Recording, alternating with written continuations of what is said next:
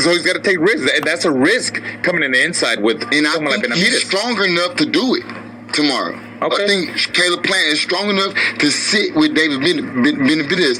And you know what? I'm not really liking 166 pounds. For Benividez, yeah. I'm not liking that for him. Because he had abs. He had abs.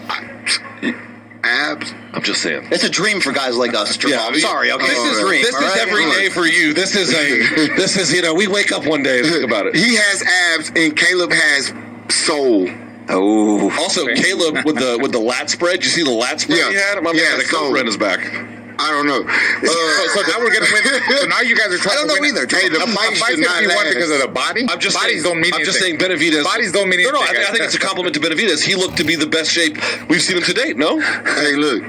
Y'all gotta evaluate this man. Hey, listen, I got 3 guys against 1. We'll see tomorrow. No. We'll see what happens. Let me ask you about the sort of square stance of a guy like Benividez. Now, he makes it useful for him, obviously against certain opponents like David Lemieux, who is not Caleb Plant. It was very useful, but against Caleb Plant. Yeah, it's important that of course, you can't square up, with someone like Plant, because then you give him more. You got to give him as much as you can, the side view, and keep turning him, but keep pushing him back, and his punch output, just use his strength, his speed, and his power, because he is very powerful. He is naturally the bigger man. Right. Go ahead. Quick question. What do you do, or what did you do when a fighter turns from orthodox to southpaw normally? Like, that was his norm. What did you do? I was a pressure fighter, so to me it didn't matter if it turned righty or lefty. I had to know from what side to attack. If what did you do though? Right, put body shots, break them down. Throw a jab. Body shots. I just throw a jab. A good jab behind it, a good jab, steady jab, and get in the inside and work the body. No, push them back. Is there any part of you that, if David Benavidez wins on Saturday, gets on the mic, he's like, yeah, Canelo, but hey, Jamal, come upstairs and meet me? I do it. Let's do it. Y'all think that like this is bad blood? Just wait till me and David fight. Is there history? Even if he lose this fight, I'ma still fight him. How come? Because I want to fight him. What it do? It's 903 Boxing. I'm your host, Charles J.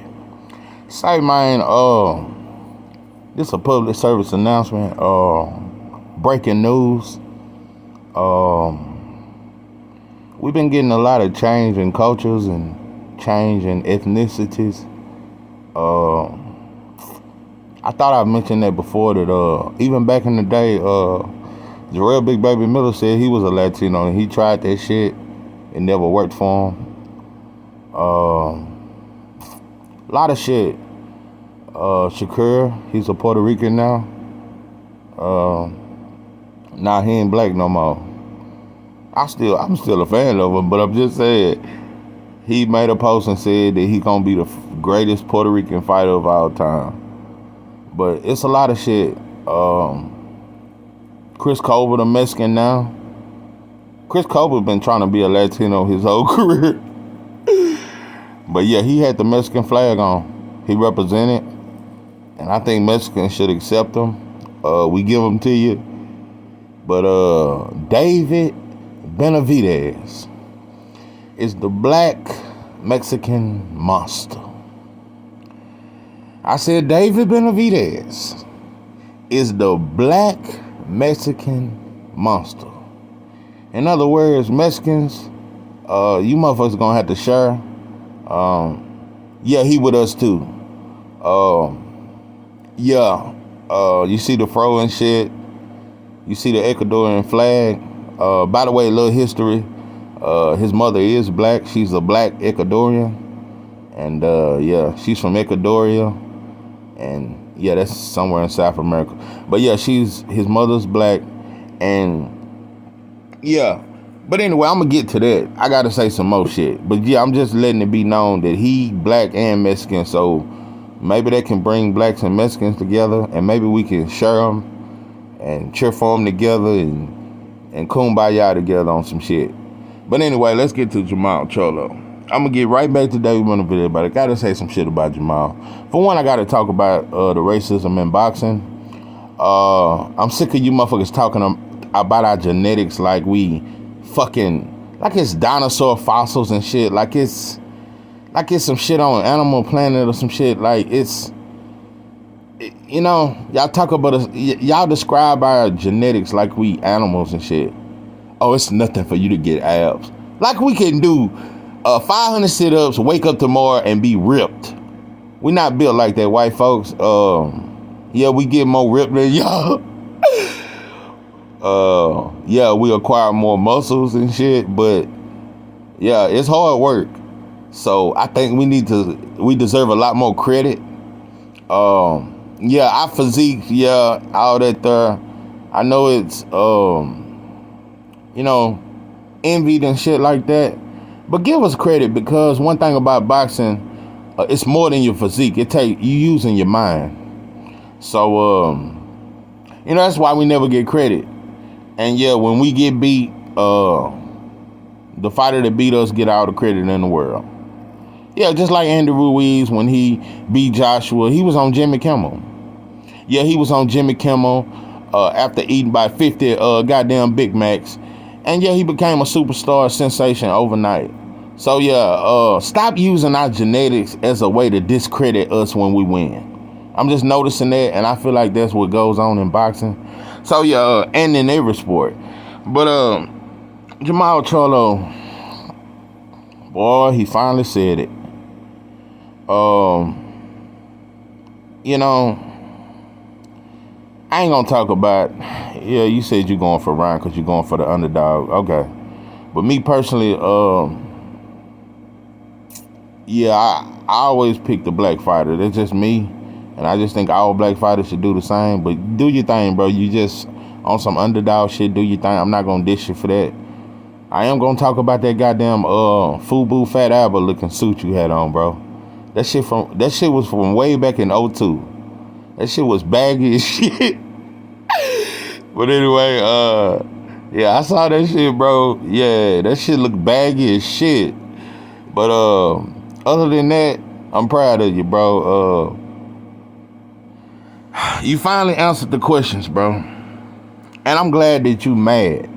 See, that's what really made me proud. Because, and it ain't just on some Texas shit. It's just, you know, I just wanted to know for sure. And now that I know for sure, because I never thought you was scared of him. Even when everybody said you was, I was like, nah, bro, he still got a belt at 160. And he's saying, why should I leave my belt and go to 168 and David don't have a belt? I understood that. But I'm just glad that you understand his bad blood. And he said that. And he said, you think Caleb and David, and I want to say this too. Ain't no diss. Caleb versus David is a big fight. It's going to be a huge fight tomorrow, and I can't wait. I'm excited. Let's just say if David win. If Jamal jump in that ring after that, David Benavidez versus Jamal Charlo is twice as big. It's David Benavidez versus Caleb Plant, and it's gonna be twice as explosive. Probably not twice, 10 times explosive. Cause Jamal more aggressive than Caleb. Jamal more aggressive, and it's gonna be a dog fight. That's gonna be a dog fight that will not go past 6 rounds. Jamal Charlo versus David Benavidez is a war. So that's one of the most exciting fights in boxing that can be made. David Benavidez versus Jamal Charlo. That shit is some shit. And I'm glad, you know what fucked me up, and you went even further. This is why I say I'm proud of you. Jamal said, even if David lose, bro, I still want that work. Yeah, that's what I said. Yeah. I had to, because at one point I put out my blunt, but when you said that I had to relight my goddamn blunt, yeah, I'm proud you said that, bro, because that's a fight. When he called you a bitch and a pussy and all that there, I knew right then, I said, nah, Jamal got to fight him.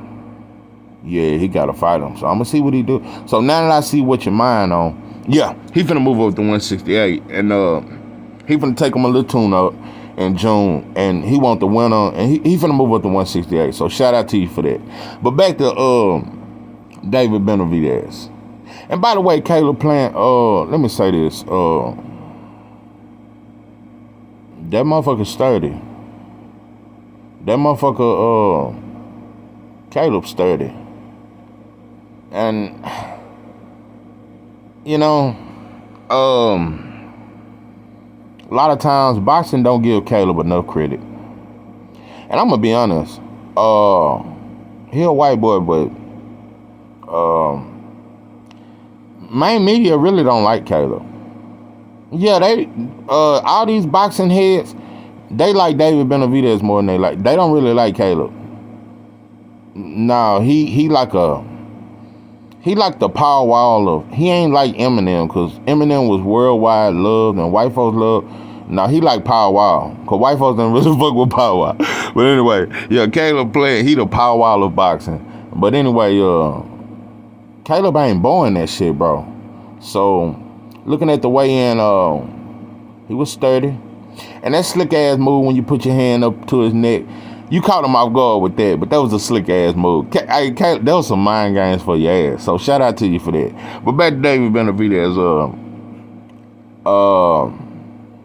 first and foremost, bro, I want to give you a shout out because, bro, I've watched you do so many interviews with so many different people, bro. You give yourself to the people. I've talked shit about you using cocaine. Yeah, because I know if a black fighter had done it, you know, I'm talking about an all the way black fighter. Yeah, if they had done it, their career over. Spence, Terrence Crawford, any of them snort some pot and get caught, and everybody gonna call him a dope fiend. And when he go out to the ring, motherfuckers gonna be spreading sugar all around the ring and clowning them and shit. Like, it's gonna be a lot of shit. So, and another thing, I feel like, I'm like, damn, he ain't claiming his black side or some shit. So now that you brought your Ecuadorian flag out and you grew your fro and you rocking your shit like Ice Cube on Boys in the Hood. Yeah, on that scene when he had that faulty old English, and that motherfucker said, either they don't know, they don't show, or just don't give a damn about what go on in South Central LA. Yeah, he was looking like Ice Cube and shit. So yeah, I appreciate you showing your side and shit like that. And yeah, you had both of your flags. So like I said, maybe this can bring boxing together and shit. And yeah, he repping both sides. So yeah, shout out to that. But yeah, both of them were ready in that way, yeah. Both of them were ready. David Benavidez, I'm gonna tell you something, bro. This the key to you winning this fight. The key to you winning this fight is being patient. And by the way, the black Mexican thing, I'm just really joking. I'm just clowning about some shit. But he can be whatever the fuck he want. I really don't care. You can be whatever you want. I told you, Chris Cobra really is a Mexican now. That motherfucker got a Mexican flag. He never wanted to be black. That motherfucker want to be a Latino. And Mexicans, I just wish y'all just accept them. We through with it. But anyway, yeah. But Chris Cobra, he a Mexican. And Shakur Puerto Rican. It's a lot of fighters switching over. That's the new thing to try to pass on some shit. You know? But anyway, David Benavidez, the key to winning this fight for you is your patience. If you get too excited, bro, if you get too aggressive, you're gonna leave yourself wide open. And I think you need to be aggressive, but have discipline, like a patient aggressiveness. Somewhat how, and I'm not saying fight like him, but I'm saying kind of how Tommy Hearns had that aggressiveness, but he was very patient, but he's stalking you. And you know it's coming, but he's very patient with it and how he pick his shots. And don't just waste shots. I know you like to throw a lot of punches, but just don't waste punches. And, but yeah, either way it go, this is going to be a good fight. But yeah, David Benavidez, man, I'm going to tell you some real shit. Because I told you, mainstream media, the white folks don't like Caleb. So even if Caleb win, he may get a Canelo rematch, but he won't become no star. Black folks just like Caleb. Them the only folks like, not Mexicans don't, black folks just like Caleb. His whole fan base is black folks. That's all, and black folks fuck with David Benavidez. So this really a black affair. But anyway, what the fuck was I supposed to say? But nah, if Caleb win, he won't become a star. But if David Benavidez win, I'm finna tell you some real shit what's finna happen. Mexicans is finna turn on Canelo if he don't fight David. I know it. I know that for a fact. Even though they been mad at him for not fighting Jamal Cholo. They've been mad at him for years for that. They just ain't admitted it publicly. But if he don't fight David Benavidez, if David Benavidez win, Mexican fans gonna turn on him. And that's a fact. So I know Canelo gonna fight David Benavidez if he win. Because if David Benavidez win, he will become a superstar. He will gain the Mexican fan base, the black fan base. He will become a megastar if he win this fight. And so, yeah, shout out to you for representing your black side and your black mother and shit like that. And power to the motherfucking people. This is 903 Boxing. I am y'all's George J. With that, I'm out.